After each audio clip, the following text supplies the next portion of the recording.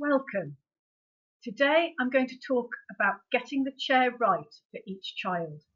A good seat is designed to promote normal motor control, improve practical ability and reduce the progression of deformity.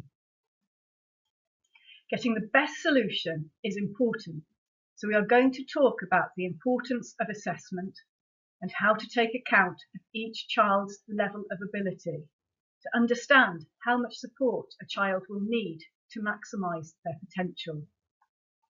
Then I'm going to talk about each part of the seating system, looking at the different accessories and adaptations that are possible, so the right parts can be used for each child.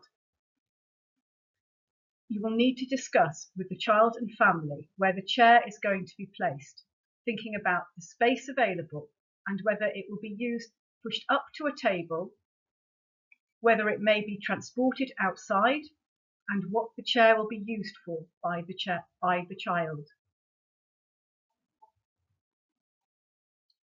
Benefits of adaptive seating. One of the main textbooks for assistive technology is Principles and Practice by Cook, Holger and Hussey, and they state that adaptive seating is used to improve postural control, enhance function and prevent deformity. The recent Swedish population-based studies discussed support strongly the use of postural support equipment to help maintain symmetry and help prevent both contractures, destructive body positions and pain. In Sweden, there is a proactive approach to healthcare delivery and generally utilisation of 24-hour postural management programmes, aiming to monitor and prevent postural asymmetry and contractures before they occur, and specifically on preventing hip dislocations in children. So Cassie, Rosenblad and Rodby Bousquet advocate adaptive seating.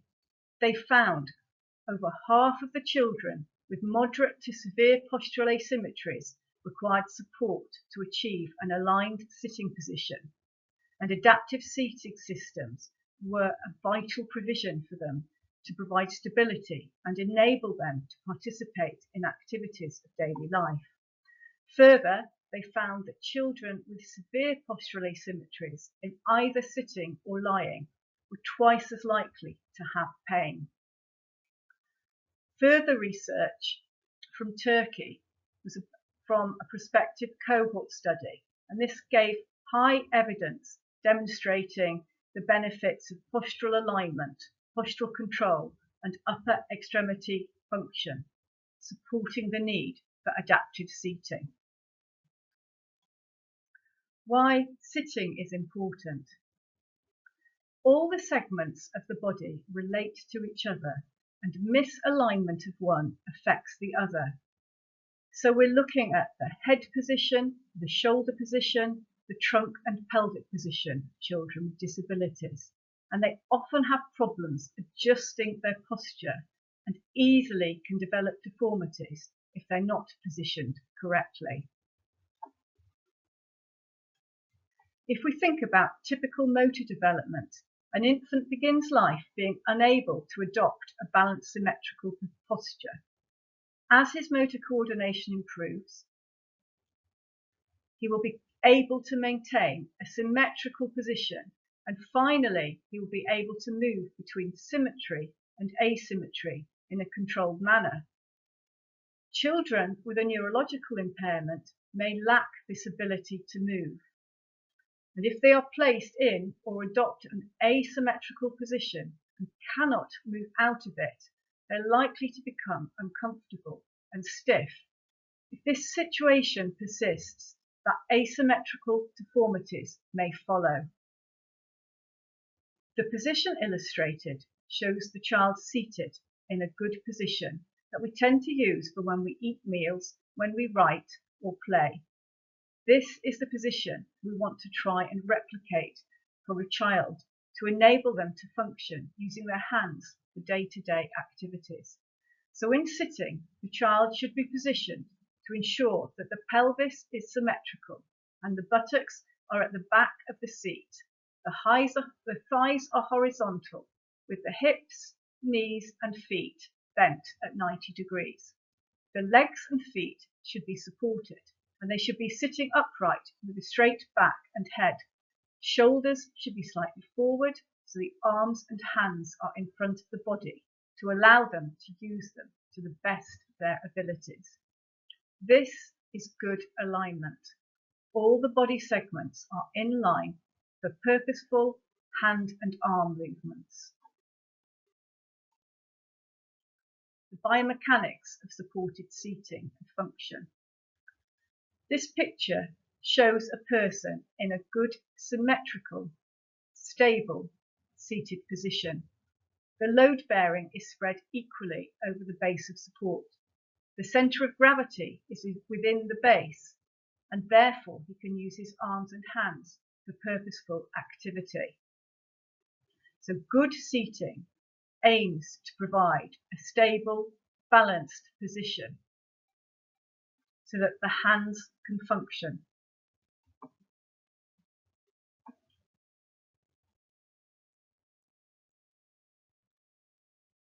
Children will typically learn to sit between 6 and 9 months of age. If children have not developed sitting skills by then, it is important for them to be placed in this position.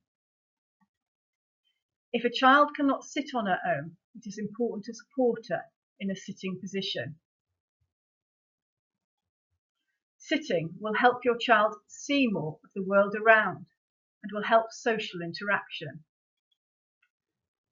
Sitting can help protect her hips from problems in the future. Lying down all the time does not help the hips develop in the right position, and this can cause pain in the future. Why supported sitting can be good for children with cerebral palsy. In children with severe cerebral palsy, supporting them in sitting with an APT seat may help to slow down or help prevent deformities of the spine and hips. It will encourage flat feet so they have a good base to stand on to be in a better position to communicate with others. It will allow them to be in a better position to use their hands and to play and learn. It will allow them to be in a better position to use their eyes and learn. May help reduce stiffness or spasticity. It may help to reduce involuntary movements. And a good seating position will allow them to be fed safely. When they are able to learn to feed themselves, they will be in a good position. So there are plenty of benefits for a child to be sat upright and use supported sitting. This illustration shows a good sitting position. The head is slightly forwards, the back is straight and not leaning to one side. The bottom is level against the back of the chair. The knees are over the feet, the legs are slightly apart, and the feet are flat on the floor, supported by a footrest. Positions to discourage. You can see here the first picture shows that the hips are too straight, so that therefore the person is pushing back and is sliding out of the chair. And on the second illustration, the hips are too bent and the child is falling forwards. Assessment. A subjective assessment to discuss the child's needs with the child and carer is important. All children and families are different and have different needs. Observe the child's home environment if you can. Get a true picture of the family circumstances and dynamics. Discuss medical history and gain consent. Observe, analyse, explain and discuss what you are trying to do when you introduce a new piece of equipment. You will need to assess the motor abilities and gain an opinion about the child's neurological picture to decide what type of cerebral palsy, what the child's tone is like, and what patterns of movement are evident. Is stiffness present, or is the child floppy? Are there involuntary movements? Then, muscle length, strength, and biomechanics have a major role in motor dysfunction, so an orthopaedic assessment is important to help support your clinical reasoning about the amount of support needed and monitor any contractures or deformities. Time spent in assessing the child's ranges of movement and muscle tone is invaluable, as this will also give you an indication of any musculoskeletal concerns and needs regarding contractures and deformities. In Europe and the United Kingdom, we use an orthopaedic assessment called the Cerebral Palsy Integrated Pathway Service. It is used every 6 months in the younger child and annually to help treatment planning. The gross motor classification system is also a useful tool to help gauge the child's present and future needs. It is a classification system to use with each child. It is a broad visual assessment. It has been shown to be a reliable indicator of a child's ability and future potential. It is an indicator of the severity or involvement of the child's body and limbs, and it is quick and easy to use. I have a slide on this later in the presentation. You may also want to take into account the Chailey levels of ability. These have been found to be a reliable and valid measure for children with neurological impairment. They are based on a normal model of motor development and can be used to assess postural ability and plan postural management equipment. The levels of ability are based on observations regarding pelvic and shoulder girdle position, symmetry, and load bearing. The Chailey levels of box sitting ability are a useful tool for assessing adaptive seating, and again, it is quick to use. Again, I will talk about this in a later slide.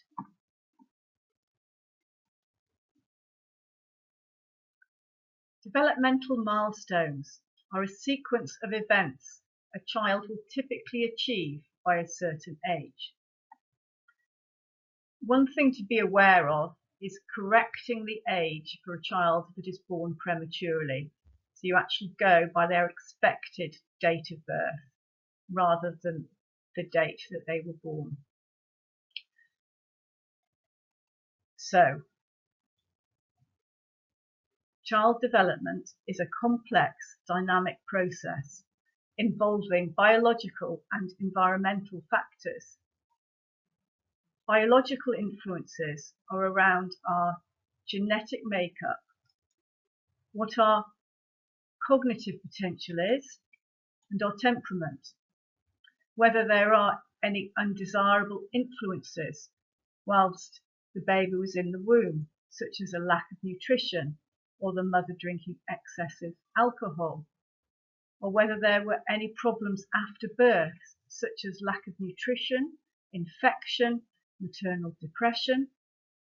It's about how healthy the baby is, whether they're continually unwell, do they have good sight and hearing, whereas environmental influences are to do with what the family situation is.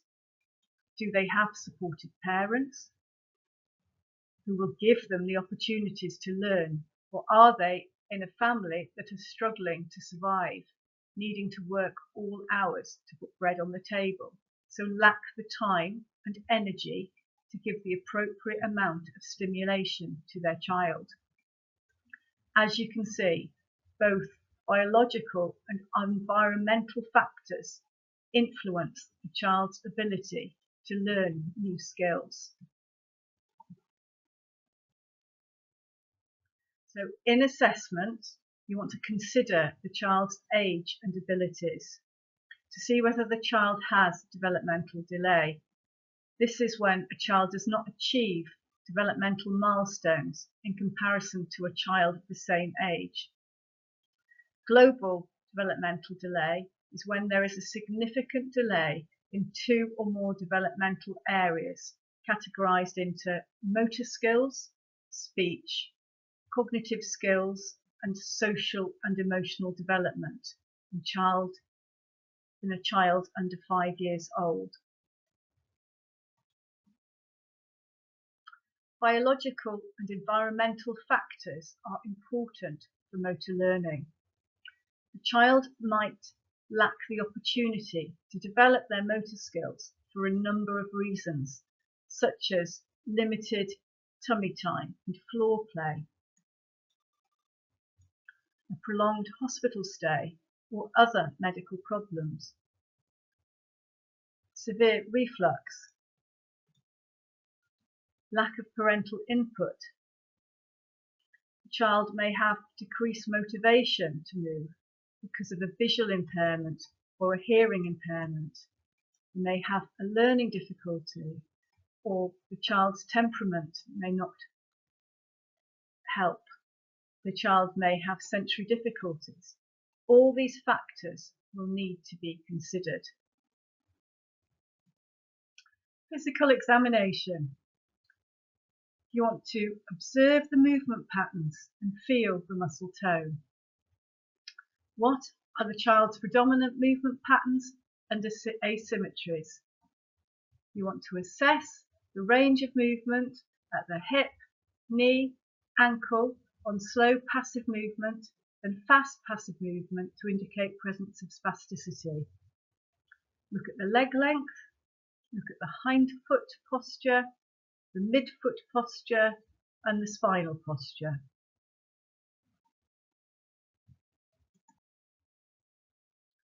Assessing a child's sitting ability. A box or stool or bench works well for sitting the child on. You need to give support if required. The child can then be observed from all sides and angles.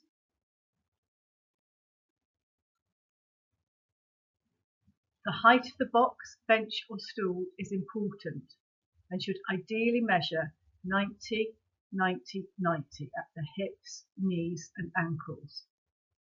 You want to engage the child and make her feel safe and explain what you want her to do.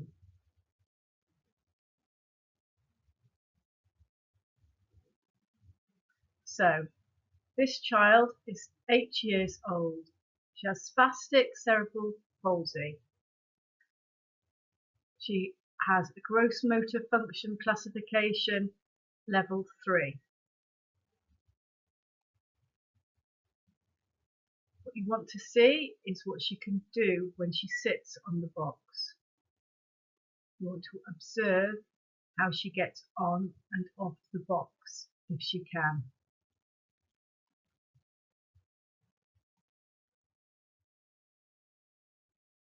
Chailey levels of sitting ability. These can be used to assess postural ability and plan postural management equipment. The levels of ability are based on observations looking at the pelvic and shoulder girdle position, symmetry and load bearing. Level 1 is unplaceable. It cannot be placed in a sitting position. Child can't stabilise or anchor their pelvis on pull to sit. If not, these are the children at Chailey sitting ability level 1.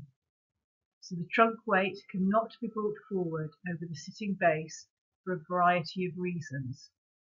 It's often a strong tendency to push back and extend, or there's extreme floppiness or fixed deformities.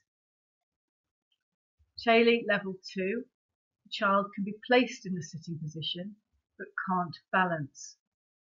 Need their arms to hold on to stay in this position. The level 3, they can be placed in a symmetrical sitting position. They can maintain it as long as it does not move. The hands are propping to aid balance. The weight is forward over the sitting base. The pelvis is often in a neutral tilt. The hips are abducted and externally rotated, load bearing through buttocks and the lateral aspects of the legs and the feet. The chin is tucked and the shoulder girdle is protracted. From then on, the levels get more and more able until level 7, where they can move in and out of the sitting position in a controlled way.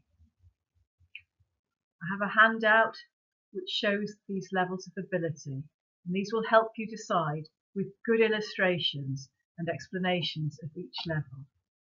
A really quick and easy tool to use to help you plan the right postural support for the child. So, this child is 6 years old. He has cerebral palsy of dyskinetic type. His gross motor function classification system, he is a level 4. And he has a Chaley level 2, so he's placeable with support. You can see he's needing to hold on with his right hand to stabilise his trunk and to balance. So although he is safe here, he's not able to take his hand away and do anything functionally. He's not able to use his right hand for playing. He may not even be able to move his head to watch what is going on around him, as this might unbalance him.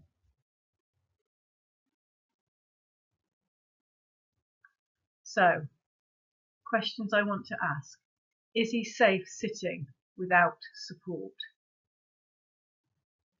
Can he sit straight? Does he carry weight more on one side of his body than the other? Will he get tired sitting on the box? Try and sit like him and see what it feels like to sit in this asymmetrical position. This child is aged 2. He has a Chaley level of ability 5 or even greater. So this 2-year-old girl can sit on a stool. She can use her hands and reach for a toy and play using both hands. Does she need a special chair?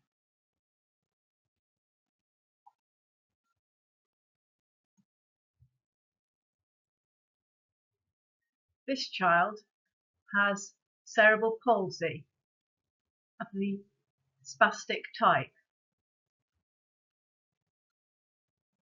She can sit on the stool when placed, but needs both hands for support to stop herself from falling off the stool. So she has a Chaley level ability 2. She's placeable with support. So she would need an APT chair that gives her enough trunk support so that she can stabilise her pelvis and base of support to be able to then not have to hold on with her hands. She will then be able to use her hands for activities such as play, eating and drinking. She needs a 1990 chair with a pelvic strap and some lateral trunk supports and a tray.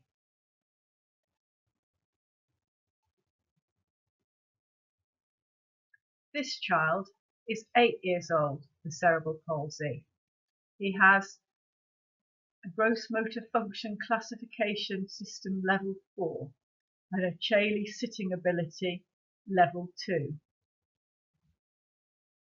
When he's helped onto the box, this boy needs some support from a person to stop himself from falling off.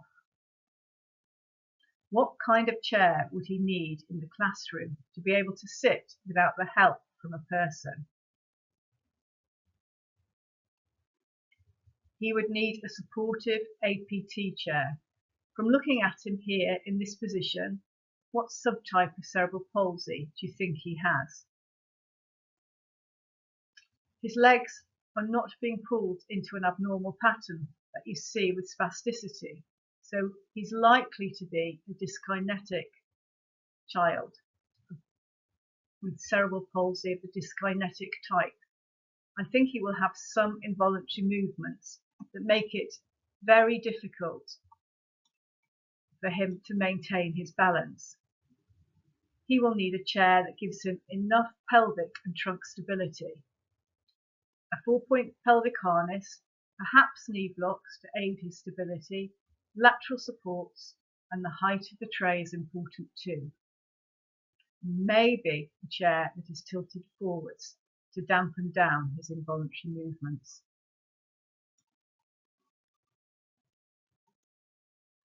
This child is a 9-year-old boy with spastic bilateral cerebral palsy. He has a gross motor function classification system level 5 and a Chailey level of sitting ability level 1. This boy needed lifting on and off the box and a person to hold him on the box. He would need a supported chair. How high do the backrest and side supports need to be to make his position comfortable and safe?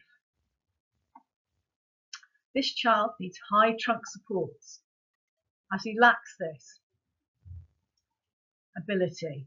APT Kenya are making chairs that have backrests just above head height as standard, and this I understand works well.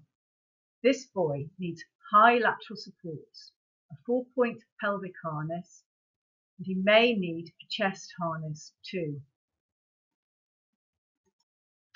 The gross motor function classification system has been shown to be a reliable indicator of a child's ability and future potential. It is an indicator of the severity or involvement of the child's body and limbs. It includes 5 levels.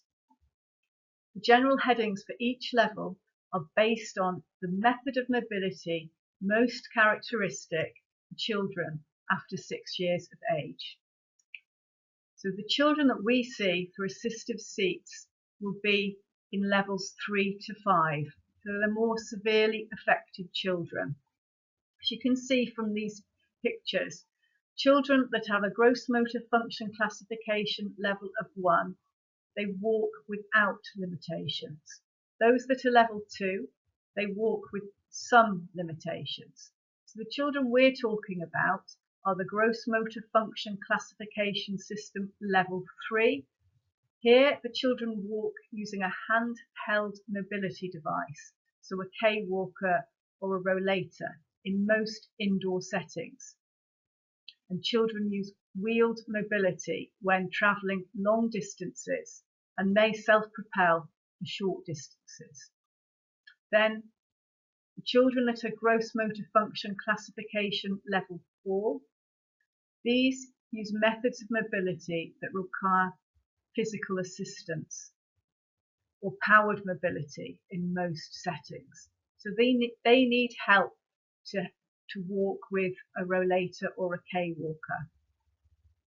And then those that are more severe are those that have a gross motor function classification level 5. These children are transported in a manual wheelchair in all settings. These children are limited in their ability to have head and trunk control. And they have difficulty with arm and leg movements.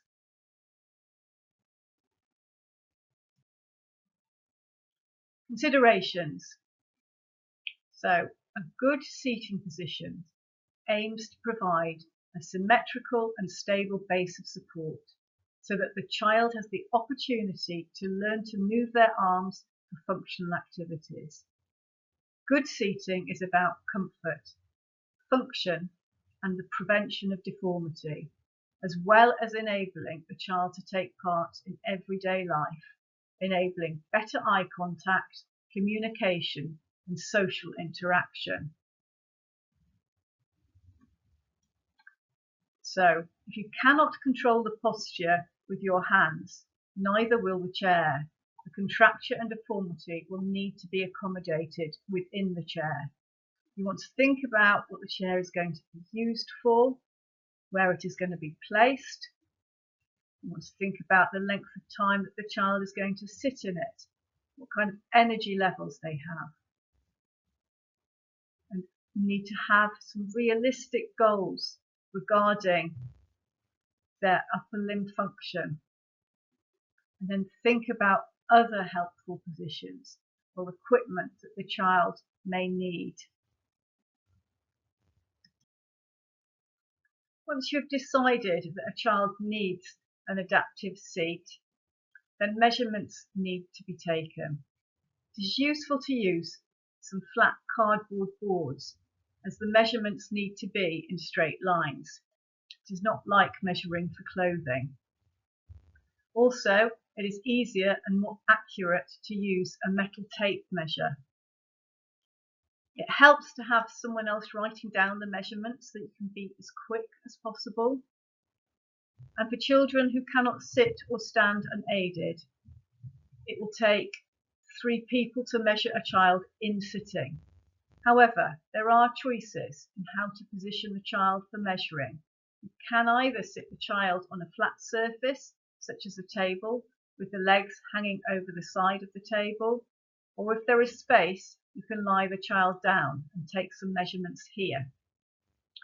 One thing we noticed is if you are measuring from the bottom up to the height of the head, then it tends to be a more accurate measurement to do in sitting rather than in lying. We're finding that this, when done in sitting, the measurement is slightly less than when in lying, just because there's usually a little bit of postural slump.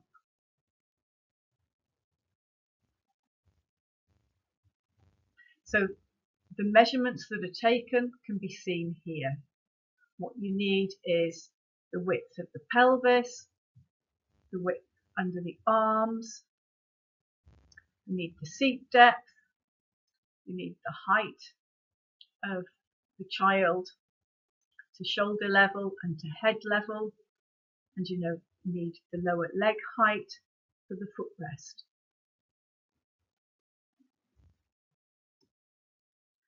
Making the final decisions about the correct prescription and necessary adaptations for children with dyskinetic cerebral palsy can be difficult. So if you have an APT chair at hand, use it for assessment. It can be useful to place the child in to assess further their needs. It isn't likely to be the exact size, but you can use a block for a footrest, use a strap for keeping the bottom back in and the hips at the back of the seat, and hands for trunk support.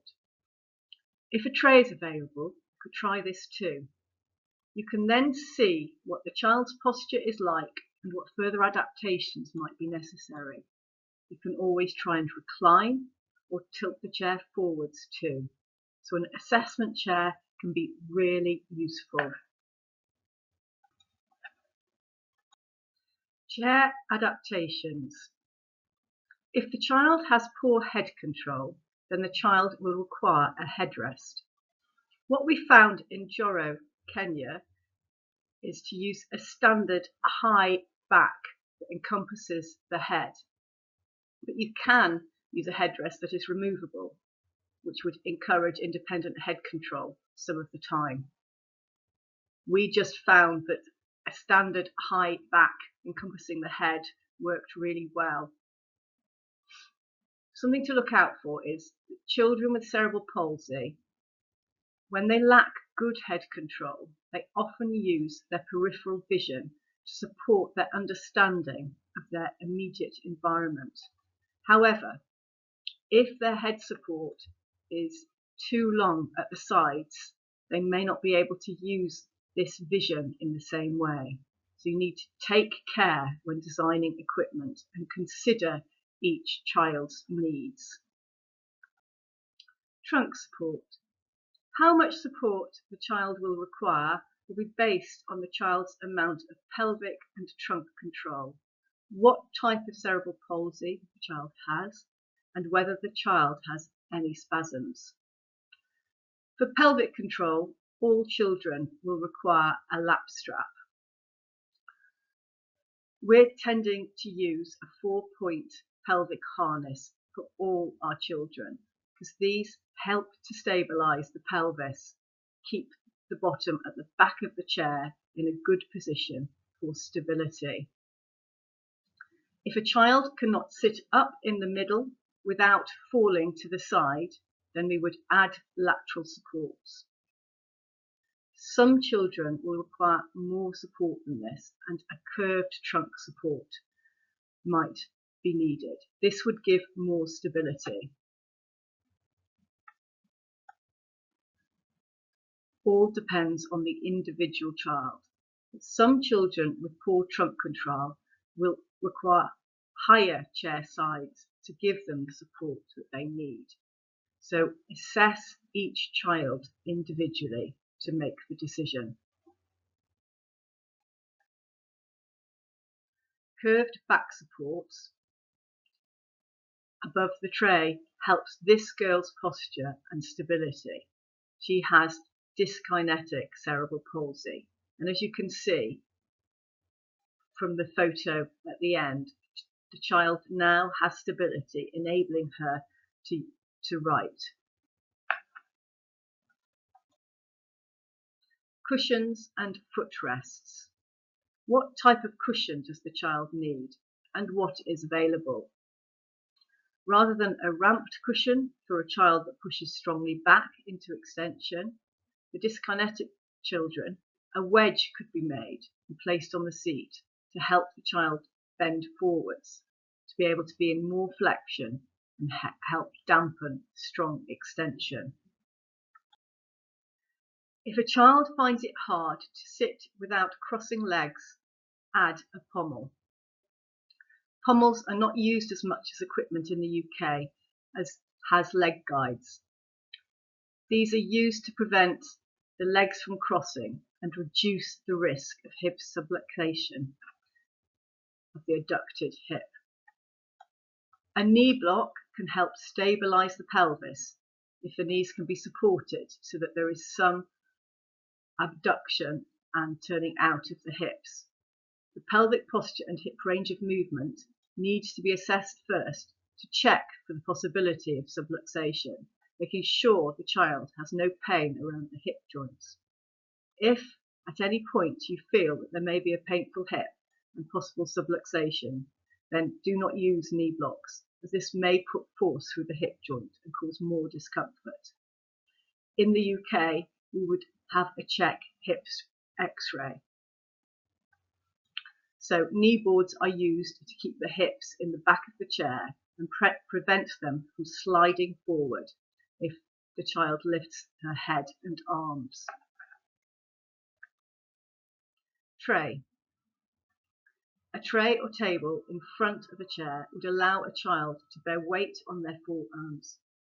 This may enable hand function and improve the trunk posture and stability. The tray needs to be large enough to support the forearms and enhance function, and the height needs to be assessed and adjusted at the fitting appointment with the child in the chair. These pictures show children with APT chairs and trays. Straps and harnesses. For pelvic control, all children will require a lap strap.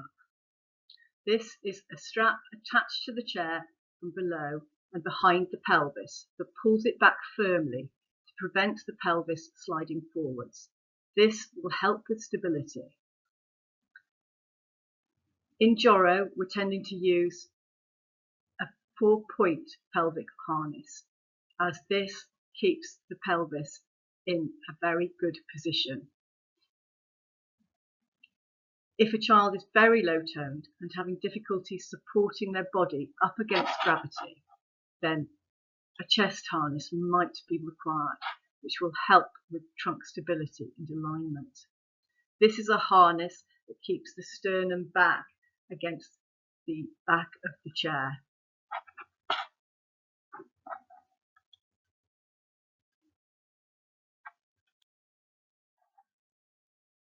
So a chest harness should hold the child in alignment.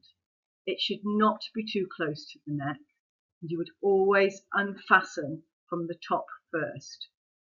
It helps the child work on trunk control. Use of wedges. Small wedges on the seat or a large wedge as a ramp under the chair. The chair angle may change.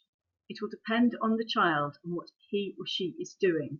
So you could have a forward tilting chair or a reclining chair. To change the chair angle, a ramp or wedge can be made out of APT. The ramp would have to be larger than the base of the chair for stability reasons, and it can be tied. The chair can be tied on for security. A forward tilt is often used for those children that tend to use excessive extensor high toe. They're strongly pushing back into extension. These are usually the dystonic children with muscle spasms, or the children with lots of involuntary movements, the athetoid children. So a chair slightly tilted forward by using a ramp or wedge under the seat can help dampen this response and allow the child to lean forward over their base to encourage head control and to use their hands. This is a good position for feeding as it encourages chin tuck and swallowing. Whereas a reclining chair is used for a child when they are very floppy and they have poor head control. You might want to tilt the chair slightly backwards so that the ramp or wedge would be used under the front of the chair, so that the child may find it easier to be fed or to look at things in this position. However, some children will work hard to sit up and see, so it might not work. If you plan for the chair to be a resting chair rather than a working chair, so the child can relax in it, then the recline should be about 10 to 15 degrees in order for this to work. This is often used in children with neuromuscular conditions or a child that is badly malnourished. For spastic children with strong extensor patterning, if the hips are too straight, you might want to use a seat wedge under their thighs to break the extensor patterning so they have more hip flexion.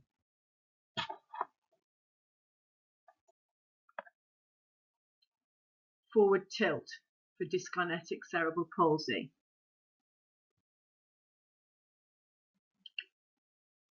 So to change the chair angle, as I have said, a ramp or wedge can be made, and the ramp will be larger than the base of the chair for stability reasons. So here the child has been tilted forward by a big ramp under the seat. Knee blocks have been used so that the child has stability around the pelvis, and high sides are used, again for security and stability for the child. Reclining chairs. As I have said, tilting the chair slightly backwards may help a child with a very floppy head to be able to be fed or look at things. So this is an illustration of this. Is the first picture. The second picture shows a child that has been reclined further back, over 10 to 15 degrees. And this is a child that has hip and spinal deformities. And then it's the same for the last picture. It shows a child that it has a neuromuscular condition. Tilting the chair further back will make it a resting chair.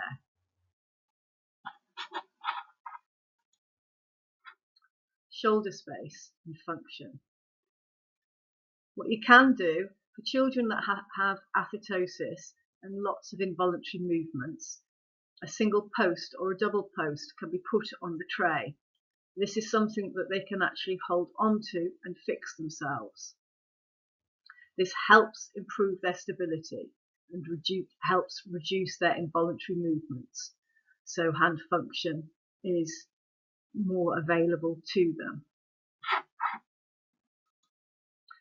Good sitting positions on a wheelchair and chair. The chest harness helps support the body. Foot support corrects the leg alignment, and the tray is important for hand function. So, children sit upright with their backs straight and head upright. The buttocks are all the way back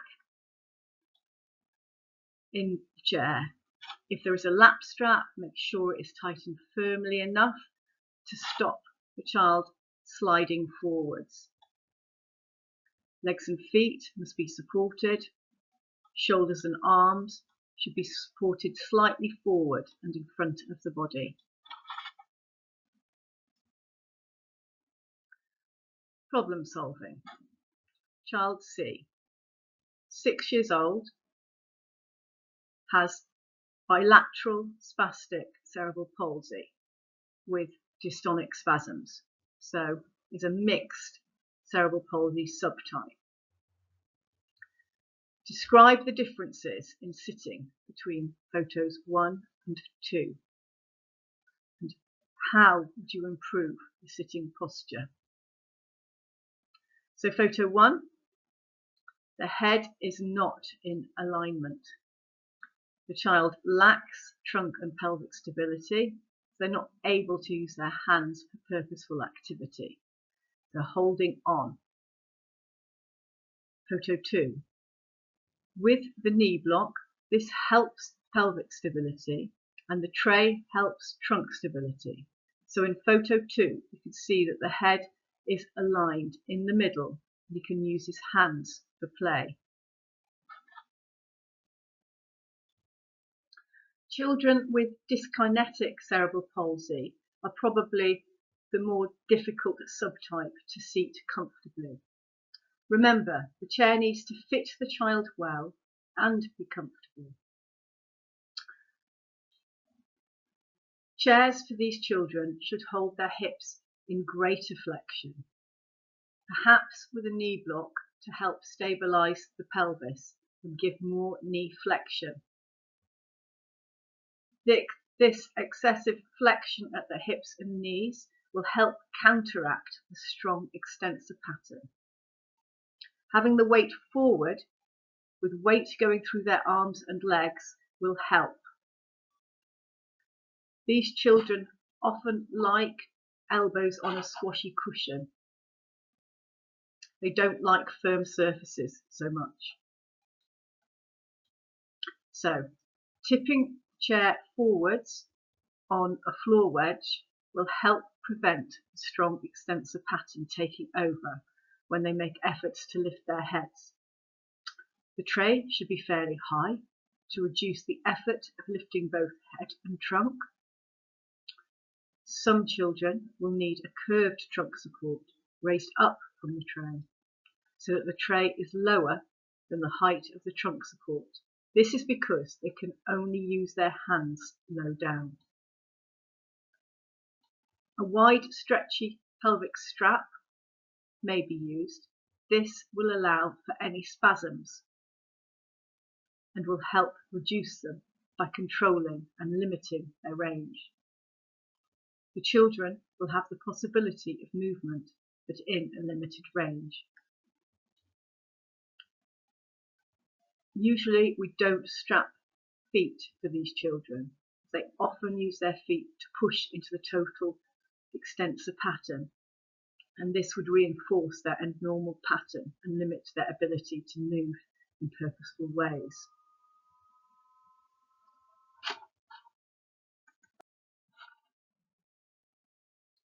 So, what works? All children and families are different and have different needs. Make the time the child sits or stands in the equipment as interesting and enjoyable as possible. Make it an experience for learning and developing. Allow the child time to adjust to a new piece of equipment.